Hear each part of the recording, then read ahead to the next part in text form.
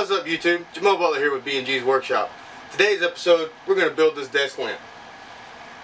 This desk lamp was built using easel and the carve by Inventables.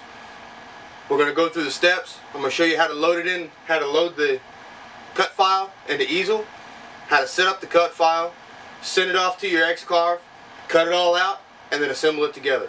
So let's get started.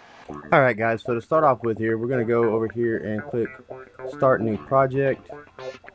First thing we're going to do is we're going to adjust our materials. Now, I am using a 1 foot by 2 foot piece of birch plywood, cabinet grade plywood. So we're going to select birch. We're going to come up here into our X and our Y, and we're going to change our X to 24 inches. We're going to leave the Y alone at 12 inches, and the Z axis we've got set at 5.00 inches. I'm going to go ahead and change this to 0.510 inches, and that's just going to give me a little bit deeper of a cut. Make sure that my cuts go all the way through. I want all this stuff to part out as nicely as possible. So once we get that done, we're going to click over here, and as you can see, we've updated our 3D view menu over here, and we now have our work area over here. So I'm going to slide this on over because we don't really need to see that. Scroll down, we're going to go to File, Import SE, and we are going to bring in our lamp. As you can see, it's all laid out nicely here. What I do want to do, because I know my workpiece is a little bit bigger, I'm going to go ahead, highlight everything.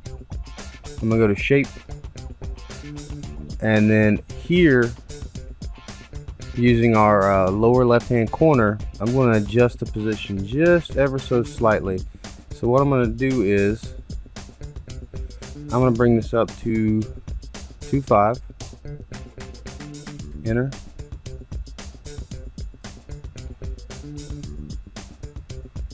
and 2.5 again, enter, and that just shifted it off the edge a little bit, as we can see over here in our preview window. All that did was just bring it so we're not cutting directly on the edge of the material. It gives us a little buffer here and here, and we should still have a little buffer up here along the top. Matter of fact, I know we will, because my piece is a little bit bigger than 12 inches wide. Obviously, as you can tell right now, we've got all these little black dots. These little black dots are going to mill all the way through, and they're going to give us holes in the parts, and that's what we want. What we need to change real quick though is all these other parts, we want them to mill on the outside of the lines, and right now they're set to mill directly on the lines. So what I'm going to do is I'm going to select the parts individually, holding shift, and the reason why I'm selecting them individually instead of just doing a batch is because not all of these parts need to be cut on the outside. Some of these need to be cut on the inside, and we'll see here in a second the ones that need to be cut on the inside. So all these outside profiles we're selecting. We're going to go to cut.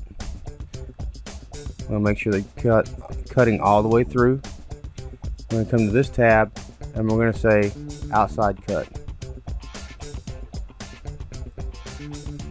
We just want to make sure that it's cutting on the outside, and that's the only reason why I went through and selected all that and did that. Now, these 3 cuts, 1, 2, 3, we'll go ahead and highlight them. These cuts need to be inside cuts. So same thing, we've selected these 3 cuts.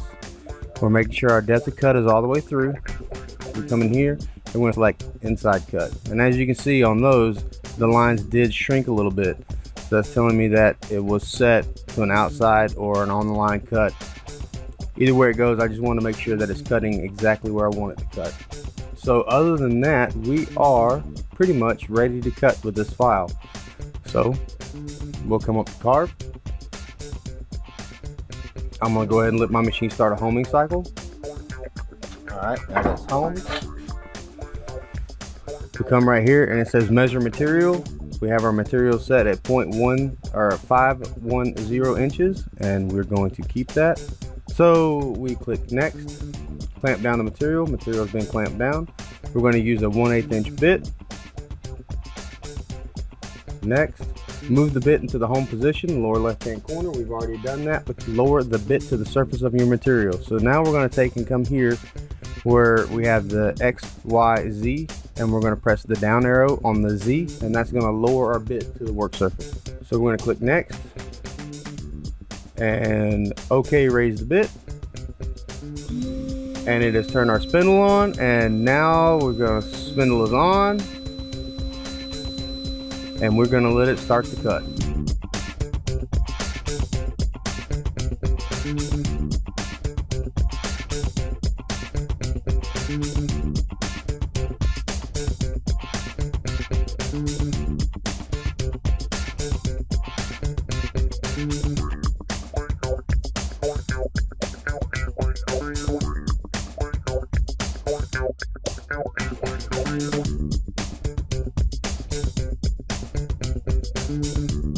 After the CNC is finished cutting out all the parts, I use a razor blade to cut all the parts from the base stock and then trim the tabs and sand to get a nice smooth finish.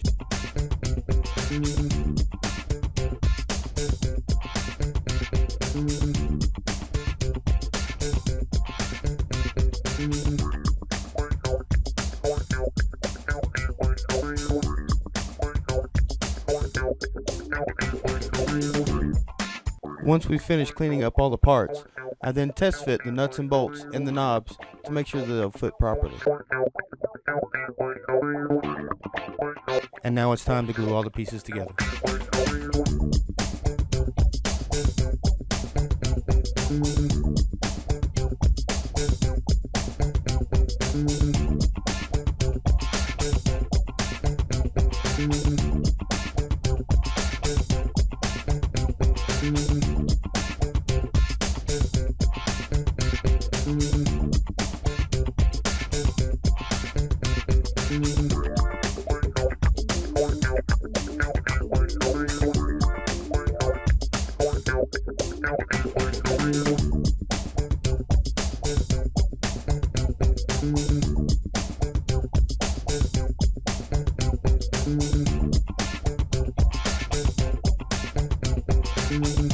When gluing the supports onto the lampshade, it's a good idea to go ahead and put one of the arms in the middle of them. That way you maintain proper spacing.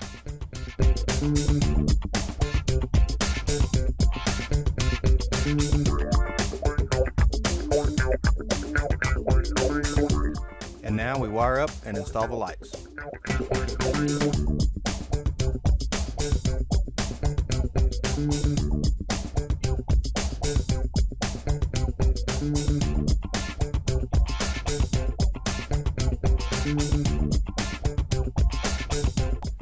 Now, at long last, comes final assembly.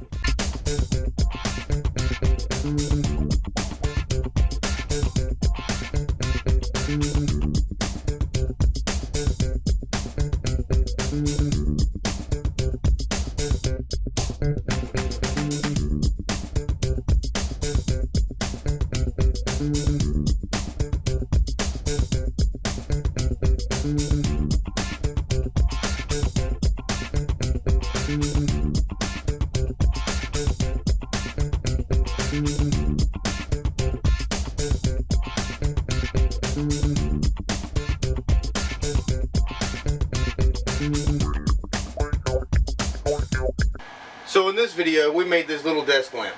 Now obviously there's a lot of things you could do a lot different than I did. You could use a regular light bulb up here instead of the LEDs. You could definitely glue this together using regular wood glue instead of the 5-minute epoxy. You could probably finish this by either staining or sanding. I've left it plain as it is right now. Basically, this is a starting point, and do what you want with it. Explore, make it your own. If you like this video, give me a thumbs up down below. And if you want, please subscribe. I'm going to try to start turning out videos covering the X-carve and how to make different things at least once a week. And if you have any ideas or suggestions for future projects, leave those down in the comments. I'll be more than glad to receive as many of them as I can, because, you know, coming up with ideas can get pretty hard. So, from myself and B&G's Workshop, thanks for watching.